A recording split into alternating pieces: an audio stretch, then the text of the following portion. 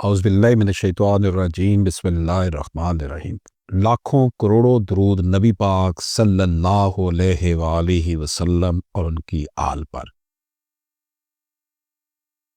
ناظرین اکرام، ہم supreme court of Pakistan کا فیصلہ CPLA نمبر 2555 یعنی 2555 اور 2556 2556/2022 پیش کرنے لگے ہیں۔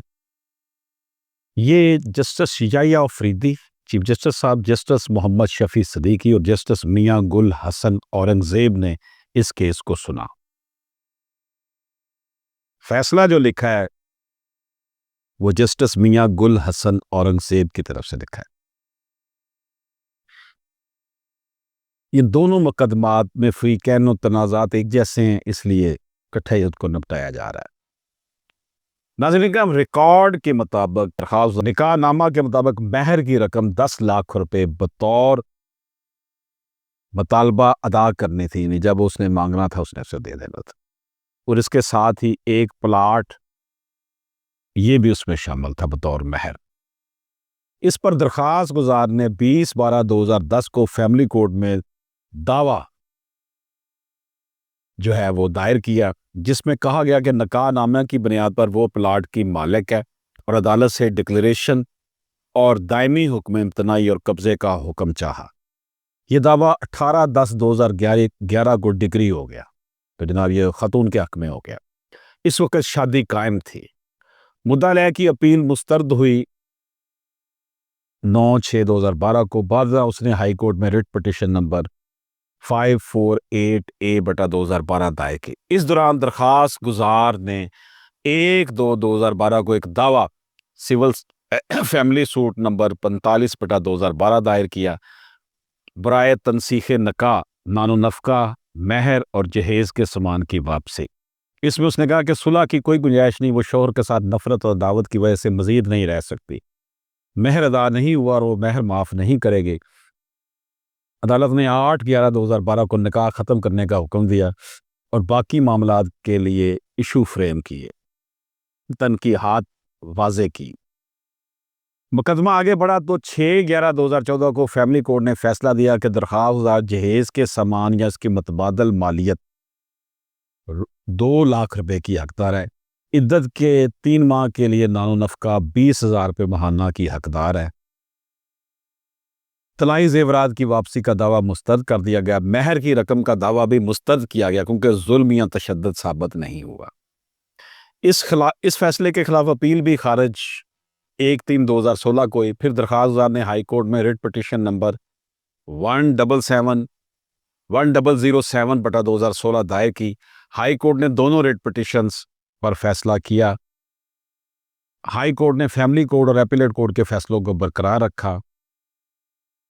ہائی کورٹ نے قرار دیا کہ چونکہ نکاح خلا کی بنیاد پر ختم ہوا، اس لیے درخواست گزار مہر کی حقدار نہیں ہے۔ ہائی کورٹ نے درست طور پر یہ بھی کہا کہ پنجاب فیملی کورٹس ترمیمی ایکٹ 2015 کی دفعہ جس میں خلا پر 50% یا 25% مہر واپسی کا قانون آیا، ماضی کے فیصلوں پر لاگو نہیں ہوتی کیونکہ درخواست گزار کا نکاح 2012 میں ختم ہو چکا تھا۔ سپریم کورٹ کا جائزہ۔ عدالت نے کہا کہ 8/11/2012 کے آرڈر میں صاف لکھا ہے کہ نکاح فیملی کورٹس ایکٹ 1964 کے سیکشن 10 کے تحت ختم کیا گیا، یعنی خلا کی صورت میں۔ چونکہ ظلم یا تشدد ثابت نہیں ہو سکا، اس لیے قانوناً عورت مہر واپس کرنے کی پابند ہے۔